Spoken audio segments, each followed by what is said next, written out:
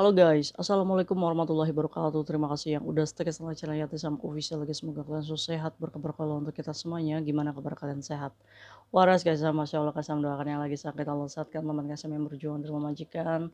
Tentunya diberikan kekuatan sampai finish. Teman kasih yang bahagia juga tentunya jangan lupa bersyukur ya cuy. Ya ampun. Hmm. Masya Allah, kalian lagi pada ngapain cuy? Kaisam biasa mau prepare lunch. Hari ini Kaisam masak satinyi sarden itu. Kita bahas apa hari ini? Cerita aja yuk. Cerita mungkin ini cerita sederhana dan kecil banget, tapi ini banyak terjadi dengan teman kita yang lalai dalam pekerjaannya sehingga membuat kita itu merasa tidak enak sendiri sama majikan ya cuy ya. Nah ini juga bisa berpotensi kita ini Pak di-terminate majikan, tapi kalau misalkan majikannya yang membutuhkan jasa kita gitu ya kan, majikan ini pasti akan apa namanya dibahas lagi tentang kesalahan kita ya cuy ya. Menurut kalian ini fatal nggak sih? Ayo kita bahas. Karena berapa sih denda yang harus kita bayar yang wajar menurut aturan ya, walaupun barang itu mahal. Kadang banyak nih ya mama tua kaplak itu, kayak Tisam saya disuruh gantiin mesin cuci, katanya Cece kamu patungan setengahan itu mesin cuci kamu rusakin, kan baju bukan saya aja Kaisam yang masuk mesin cuci. Akhirnya saya diminta 900 Kaisam. Tiba-tiba mesin cuci datang, mesin cuci itu juga Kaisam ternyata cuma diservis dan dilihat notanya 900.000 itu dibayar oleh kita sendiri. Nah, ini kan majikan-majikan kadang susah ya, apa namanya, makanya kita sebagai domestic helper, sebagai cece gitu, jangan on-on banget gitu cuy, ya kan. Dikirain Kaisang beli mesin cuci baru, tahu-tahu saya yang servisin. Gimana kayak Tisam? Nah ini kan, ayo kita bahas, berapa sih denda yang harus kita bayar ya, kalau misalkan kita ngerusakin majikan semahal apapun itu harganya. Oke cuy, pada hari ini ada teman kita yang lagi nggak enak hatinya, Fuk ya cuy ya. Dia ini ceritanya cuy kemarin itu majikannya itu pulang kerja. Pulang kerja dia ini meletakkan apa namanya kalung ya cuy ya. Kalungnya itu warnanya emas terus ada liontinnya. Itu di dalam kamar mandi, digeletakin aja gitu sama singsangnya. Nah, singsangnya ini lupa ngambil, terus dia ini makan, ya melakukan aktivitas ya kan. Nah, dadanya ini nemuin itu kalung, terus dicuci dulu ya cuy ya, terus ditaruh di sebuah tisu. Diletakkan di violet kamarnya.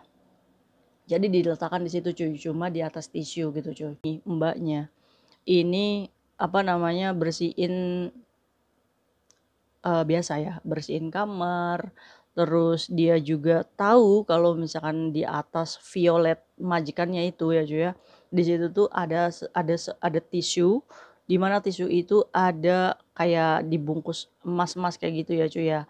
Cuma mbaknya ini berpikir, "Oh nanti anak saya nih," dia kan jaga anak kecil ya, "ini pasti aktif banget nih, nanti gimana kalau misalkan dimainin sama anaknya terus, hilang," gitu. Akhirnya dengan inisiatif Mbaknya cuy, tisu itu ditaruh di pojokan violet. Jadi merubah posisi dari yang majikan, perempuannya itu taruh, dia taruh di pojokan. Tadi itu dia ini tidak mau, takut anaknya ini, biasa kan main di kamar maminya itu bikin hilang itu si tisu yang ada emasnya itu. Sebenarnya Cecenya tahu di dalamnya itu ada emasnya ditaruh di pojokan itu cuy. Nah singkat cerita si Cecenya kerja beresin rumah dan lain-lain ya cuy ya. Udah nih tibanya nih majikan laki-laki ini mencari itu kalung. "Di mana ini kalung saya?" katanya, "Saya mau pakai." Ya kan. Karena si majikan perempuannya dia merasa bahwa dia yang mencuci dan ditaruh di tisu, terus ditaruh di violet, akhirnya "Ledai hai feng lah, hai kotong ngofong teh." Kata majikannya, "Di situlah kamu lihat, saya taruh di situ." Ya kan, dicari-cari sampai mumet ini kepala majikan ya kan, akhirnya nggak ketemu cuy. Akhirnya tanyalah si majikan ini ke Cece, ya kan, terduga pertama, karena apa? Karena dia yang jeblas-jeblus masuk ke kamar majikan untuk beresin kan cuy. Akhirnya si Cece mengingat-ingat dengan kadar memorinya yang kadang suka lupa gitu. Akhirnya si Cece, "Oh iya saya ingat, itu ada di pojokan Mem." katanya kan. Katanya ada di pojokan, akhirnya udah sana kamu cari katanya. Pas dicari kayak Tisam, tisu itu udah nggak ada di Violet. Saya bingung Kak Isam, kemana saya taruh itu tisu? Orang perasaan tisu itu saya taruh di pojok setelah majikan taruh di tengah gitu cuy. Jadi cuma dipindah posisi gitu cuy. Takut anaknya tadi mainan.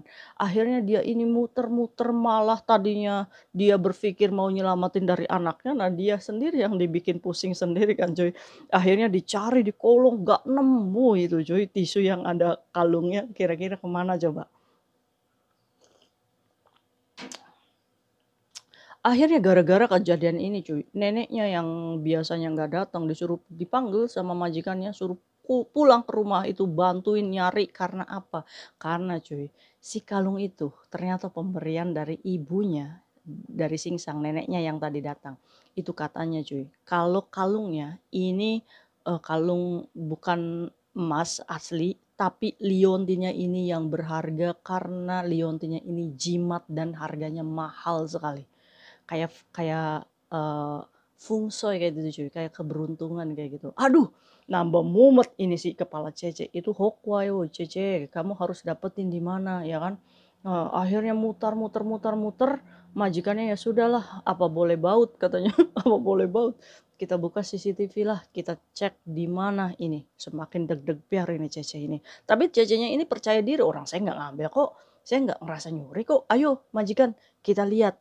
Akhirnya cuy, di situ kayak nonton layar tancap semua, Cece nonton video CCTV dari kamera majikannya, akhirnya dibuka, plus ternyata cuy, di jam itu benar juga majikan perempuan naruh liontin itu di Violet, terus terduga kedua ini si Cece masuk ke kamarnya si majikan, benar di situ terekam Cece memindahkan si tisu itu ke pojokan, benar cuy, yang dikatakan Cecenya itu benar.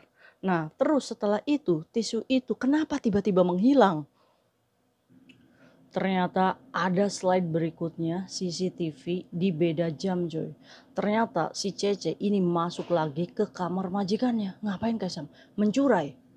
Ternyata si Cece-nya ini mengumpulkan beberapa tisu dari kamar majikannya. Jadi kayak mungkin kayak kalian gitu cuy, nggak ada kerjaan jadi ya masukin lagi gitu ke kamar majikan terus bersih-bersih lagi gitu cuy.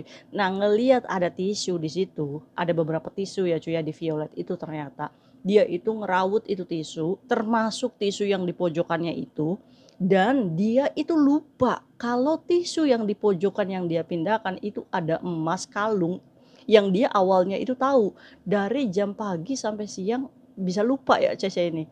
Ya maklum Kaisam kita kan banyak banyak ini banyak yang dipikirin ya kan ya kan akhirnya tisu itu diambil sama si Cecenya dan pergilah dia ke wastafel dekat dapur dan dibuang sama si Cecenya. Wah ini nih tersangkanya ini ya kan akhirnya apa ya sudah sampah itu sudah dibuang. Oh iya, disclaimer dulu kejadiannya ini kemarin coy. Dan baru dibuka CCTV-nya hari ini ya cuy ya. Jadi itu sampah sudah out dari kemarin malam. Sampai si Jajanya ini ngomong, kayak Tisam kalau hari ini saya pergi ke pembuangan sampah kemarin kira-kira ketemu nggak? Ya kita udah kayak kayak nyari emas di tengah lautan ya, impossible banget kan. Terus kayak sama apa yang harus saya lakukan? Majikan saya tuh ngomong kayak gini, kamu macet kebiasaan katanya kayak gitu, suka buang-buang tuh nggak teliti, ya kan? Ini masih dalam keadaan yang marah-marah ya, padahal ya kita tahu sih majikan tuh pasti akan, barang mahal apalagi itu keberuntungan ya kan. Nah Kaisam saya harus bagaimana? Kalau dia minta ganti rugi sebanyak itu gimana? Kalau saya dipecat gimana? Ini kan ketakutan-ketakutan kita kalau sudah melakukan kelalaian dalam bekerja ya cuy ya. Apakah itu manusiawi? Oke, ayo kita bahas. Oke cuy, apakah itu manusiawi? Ya menurut Kaisam sih wajar aja ya. Kita kan tekanan hidup, beban hidup, masalah hidup kan berbeda-beda. Cara mengatasinya juga berbeda-beda. Cara memikirkannya pun berbeda-beda. Ada hanya masalah hati dipikirkannya sampai nangisnya sampai ember ya ada, ya kan? Ada yang hutangnya banyak sampai miliaran tapi enjoy aja ya ada, ya kan? Beda-beda ya cuy ya. Ya Kaisam hanya bisa mengatakan kepada Mbaknya, ya sudah ini kan sudah nasi menjadi bubur sudah terjadi.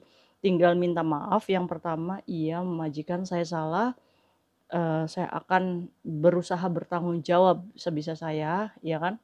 Ya coba apa namanya, dirundingin dulu majikan berapa, besarannya yang harus dibayar.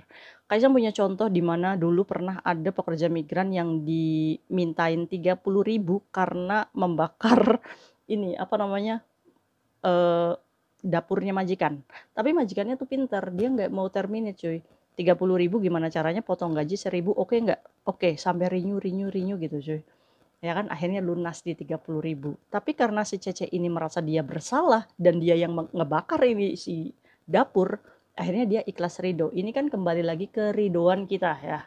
Nah, kalau misalkan berbicara aturan berapa Kaisam, majikan boleh memotong dari gaji kita? Nggak boleh lebih dari $300 ya cuy. Kalau misalkan semahal apapun itu. Bahkan majikan itu tidak boleh melebihi pemotongan 3/4 dari gaji kita dalam satu periode itu. Jadi dalam satu bulan itu kalau misalkan gaji kita 48, otomatis 3/4-nya itu kan berarti tidak boleh hanya boleh memotong 3/4 ya dari gaji kita. Berarti itu sekitar 1.200-an lah ya. Majikan itu tidak boleh memotong lebih dari 1.200 dari gaji kita. Walaupun barang itu mahal ya cuy. Gitu. Jadi nggak boleh lebih dari 1.200 tuh. Ingat-ingat tuh kamu. Ya, dan kalau misalkan cempleng-cempleng aja mah ya nggak lebih dari $300, oke? Nah ini pembelajarannya apa sih? Pembelajarannya jangan memindah segala sesuatu barang majikan. Kalau kalian ngelap, angkat, elap, balikin lagi di situ. Ya, apapun itu. Jadi jangan punya inisiatif, ruwet banget sih majikan saya tuh naruhnya di situ. Coba saya beresin dulu, taruh di pojok lebih rapih. Salah ya coy. Jangan seperti itu. Kalau majikan itu misalkan membaca buku nih, bukunya tergeletak di situ. Jangan pernah kamu close, terus kamu taruh di pojokan diberesin. Jangan. Kamu biarkan saja ngebuka segitu, kalau kamu mau ngelap, angkat bukunya, lap dan balikan lagi dengan sesuai kondisi seperti itu. Takutnya majikan lagi baca di bab itu, kita tutup malah nanti repot. Dia lupa bab berapa tuh dia lagi baca ya kan? Iya, makanya kita jangan lancang dan jangan sok pintar ya. Kita pintar boleh, tapi kalau misalkan urusan kerja kayak gini, kamu harus profesional kerja. Apalagi parfum, parfum misalkan taruhnya di sini, kita angkat, lap, selesai, taruh situ lagi. Kalau majikan tidak menyuruh, oke? Kecuali mainan anak ya wajib kita beresin, dilap, taruh yang rapi, ya. Oke, karena anak itu yang nggak akan mungkin itu, ya kan? Pasti nyari Cecenya, "Cece, saya mainan ini di mana?" Ya kan? Iya. Ada nggak sih yang teledor kayak gini? Kalian kerja hati-hati ya, profesional kerja, semangat dan buat Mbaknya tetap sabar, semoga Allah menyelamatkan Mbak dalam kasus ini dan semoga menjadi pembelajaran kita untuk lebih hati-hati lagi menjaga barang majikan. Oke, see you next video, bye-bye. Assalamualaikum warahmatullahi wabarakatuh, bye.